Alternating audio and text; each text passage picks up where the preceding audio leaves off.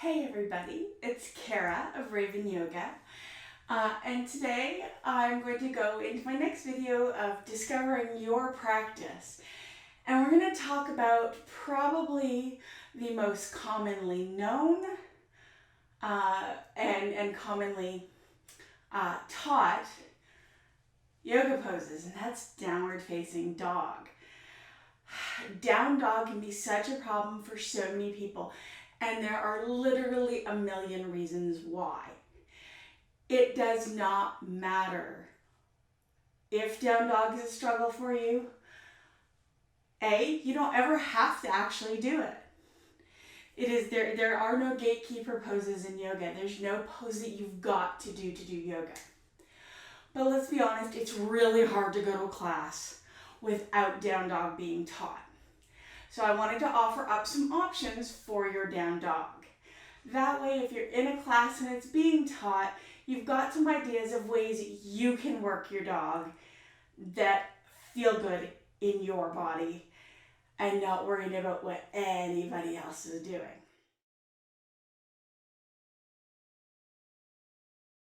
We're going to start with the basic form of the pose. Most of the time when we teach down dog, we talk about an upside down V shape. You start on your hands and knees in a tabletop with maybe your hands a little bit forward of your shoulders. Push into your toes, lift your knees, and come up into that upside down V shape.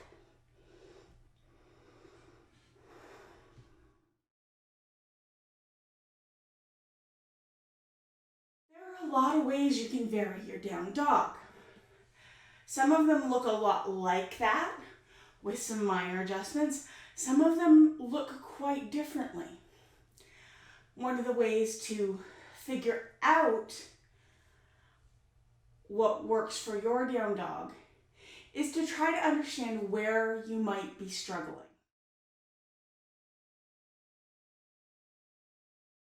If you're looking at wrist or hand issues, where it's just too much weight on your wrist and hands, you can do what we call a dolphin dog. For dolphin dog, you come down onto your forearms. You can clasp your hands together, or you can have on your forearms and your hands flat on the mat. Now I happen to actually, by the way, like clasped together. At that point, you do the exact same motion, push into the toes, lift the knees, and come on up. Another way you can take weight off the wrists and hands is to do a pose called puppy dog. You're going to see that puppy dog looks a lot like child's pose, but you want to keep your knees together, and you actually, if you can, want your toes curled under. Hips come back to the heels, and you go out long like a child's pose. But you don't want to go all the way to the mat here. Instead, you're holding your body up, getting nice and long through your back, and in fact, up on the fingertips. This creates a lift through the shoulder blades and create some of that motion that you would normally get in a down dog, but in a puppy. So let's talk about ways you can do down dog where you're putting no weight on your arms, your forearms, your hands, your wrists. This might seem a little bit weird, but go with me. You can do downward dog on your back, and I'm going to show you how.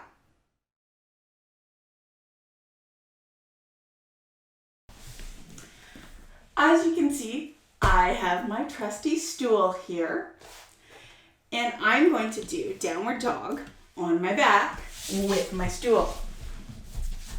Now, if I take my arms out long, this is a very gentle V shape. This is a downward dog. Obviously, if you're in a class setting, this might not be an option for you, and that's okay. But this is certainly something you can do at home. And here's the great thing. If I scooch my bum a little closer, I can create more of a down dog shape. So, there's how to do a completely no weight on your hands, wrists, or arms down dog.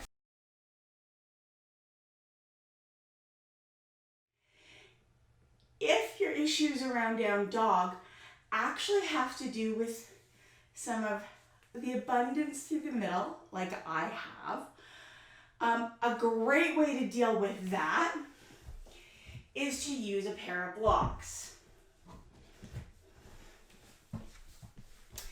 So you set up the blocks about where you would like your hands. You grip onto the blocks. So fingers are still spread wide, and you're gripping the blocks. Curl your toes under, push in, and come on up.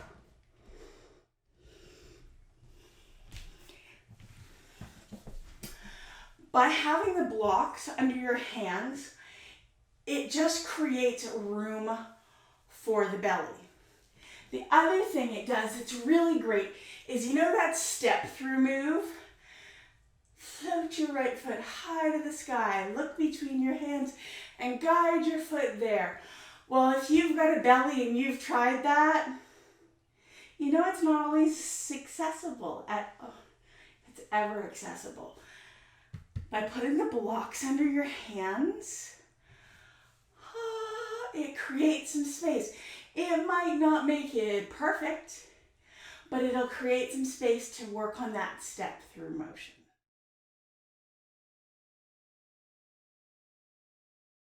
Now we're going to talk about, what if you can't necessarily get all the way down to the floor to do a down dog? Getting your hands down there is, for any number of reasons, not accessible. Not a problem. First of all, one of my very favorite yoga props ever, pull the wall. So, you kind of have to figure out your spacing, and you're going to need to play with this a little, and that's okay. Walk in towards the wall. Maybe this isn't quite enough. Okay, take a step back. Oh, there we go. I'm going to bring a bend into my knee, just a little bit like I would in a hands on the floor down dog. And then I'm pushing into my hands just a little bit, creating a little bit of energy and lengthening through my back. Pulling my butt back just a bit, trying to create as long of a spine as I can. And look at that, down dog against the wall. And the great thing about this is, if that's too far down, hey, maybe I do it this way. This is still downward dog. Guess what? This is still downward dog. You can go as far down or as far up as works for your body and your practice. So, another option for down dog is using a chair.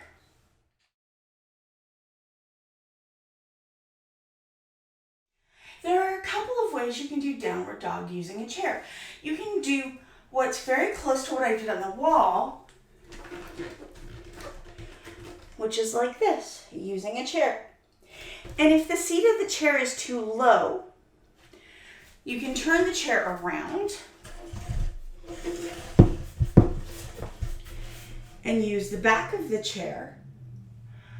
But what if the back of the chair is too high? The seat of the chair is too low.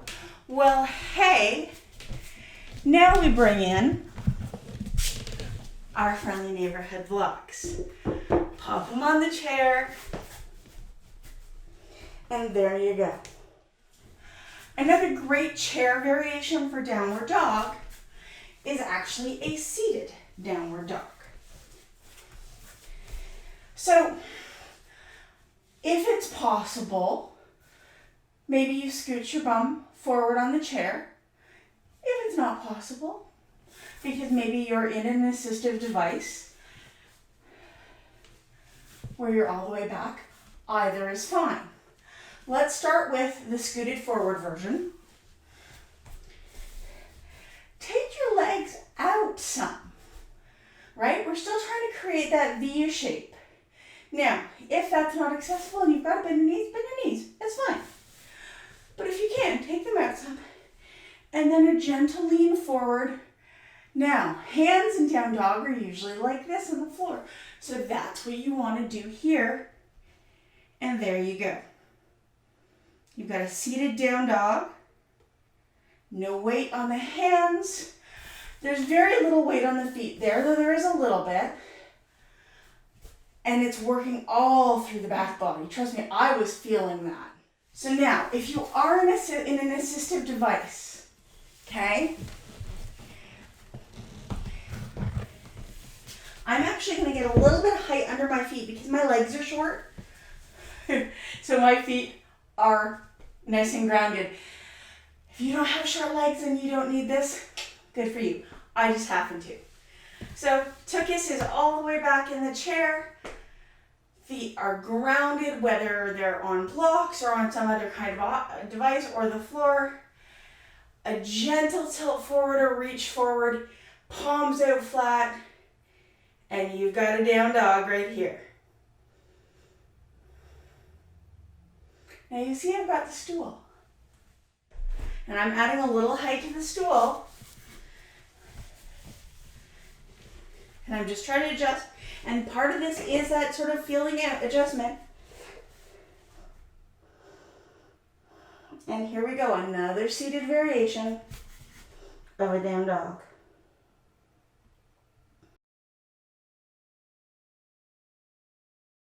So, as you can see, there are a lot of possibilities for creating variation and finding a good way for your body to be in downward dog. I really, really want to stress, there is no gatekeeper pose in yoga. There is no one pose you have to be able to do. If down dog just needs to not be part of your practice, that's fine. You don't have to do down dog. You don't have to do any one pose to do yoga. You can work some kind of a version of down dog into your practice. Go for it. And by all means, these are not the only options. These are some I've learned. But get creative. And that moves us into the tip I have for creating your own practice.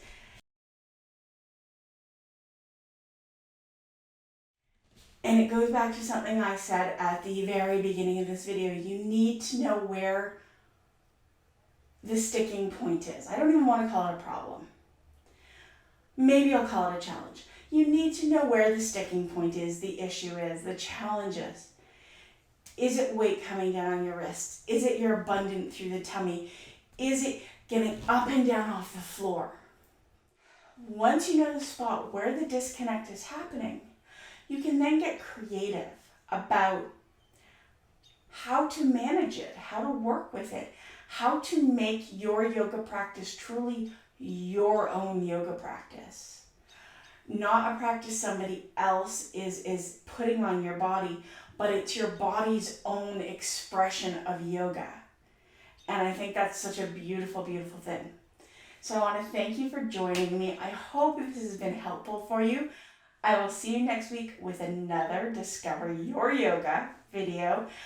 If you have poses you would like me to do this for, I really, really want to invite you to put it in the comments, or if you happen to come to my YouTube channel from one of my other social medias, please feel free to DM me and message me and say, hey, can you do this pose?